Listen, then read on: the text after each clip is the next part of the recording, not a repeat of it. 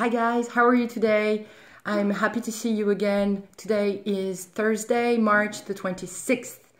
On va attaquer ce cours pour les quatrièmes avec le planning suivant que vous avez derrière vous.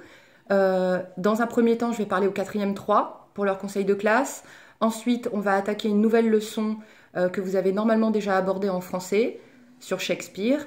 On va étudier sa biographie, je vais tout vous expliquer de manière à ce que vous soyez autonome pendant quelques jours. Et bien sûr, on a tout le backup par mail, c'est-à-dire que tout ce qui se fait là, je vais vous l'expliquer également et je vais vous l'envoyer en version papier de manière à ce que vous ayez tout ce qu'il faut sous les yeux.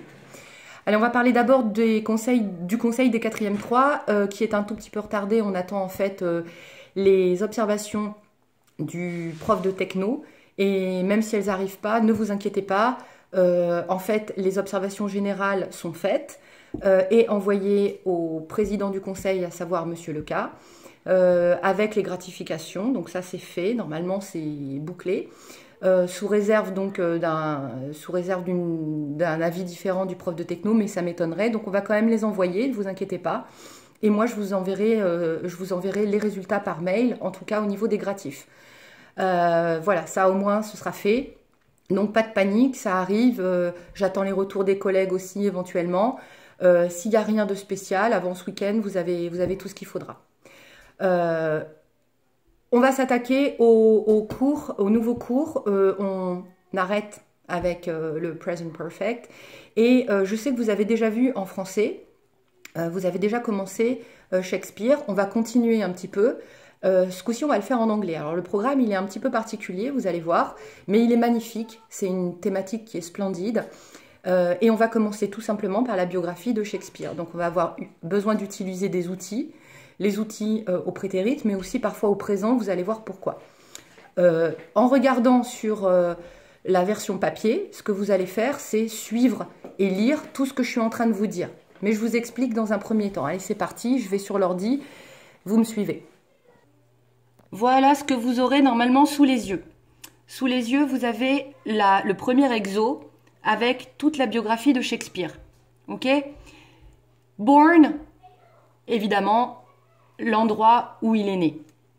Point d'interrogation, vous allez vous demander pourquoi. C'est parce qu'en fait, on n'a pas la date de sa naissance. Baptized, date du baptême, celle-ci, on l'a. Died, on a une date, on a un lieu, on a un pays. Resting, souvenez-vous, rest in peace, repose en paix. Donc en fait, c'est l'endroit où il a été enterré. Occupation, c'est bien entendu son métier. Il en a eu 3, en fait. Era, de quelle période parle-t-on lorsqu'on parle de William Shakespeare? Movement, à quoi correspond ce mouvement littéraire? Spouse, c'est la dame avec laquelle il s'est marié, quand même. Et puis, les children qu'il a eus, et works, son corpus littéraire. Il a écrit 39 plays, donc 39 pièces de théâtre, des poèmes et des sonnets. Attention, 154, ce ne sont que les sonnets. Ok? Donc, guys, voilà ce que vous allez faire.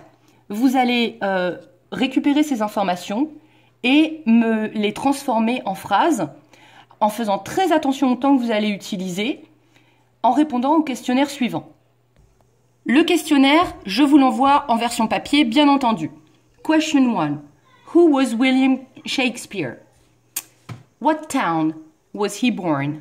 La ville, bien entendu. When? On fait attention au WH, on fait attention à la question qui est posée. When and where did he die, etc. Where is he buried? Buried, c'est un mot dont vous allez avoir besoin, ça veut dire enterré. How many children had he? Combien en avait-il? On fait bien attention au temps qui est utilisé dans les questions. How many did? Et là, attention, on passe au présent. Is he famous? On parle de maintenant. Donc vous allez continuer cette phrase avec le temps qui est employé. Can you? Et are you? D'accord? Donc effectivement, nous, on va s'attaquer à une pièce que vous avez écrite, n'importe quoi, que vous avez vue en français. Laquelle est-elle? Devinez. R plus J, R&J, devinez un petit peu. Vous allez donc, dans un premier temps, répondre à ces questions en anglais. Voilà, De toute évidence, vous faites des phrases, vous recopiez les questions, vous mettez le titre, hein, Shakespeare, biography, hein, comme là, et puis vous répondez aux questions sur la biography, vous recopiez les questions sur votre cahier, vous essayez d'y répondre le mieux possible avec le temps employé, je vous envoie et je vous explique la correction et on poursuit le travail. C'est un travail assez imposant, vous allez voir, on va aussi réussir à faire de l'oral, j'espère que vous me suivez. Gardez courage, on va y arriver, ça peut être aussi sympa, l'avantage c'est que vous pouvez arrêter la vidéo quand vous voulez et recommencer, ok? Réécouter, recommencer. J'espère que vous allez tous bien, I just send you all my love and miss you. Goodbye guys.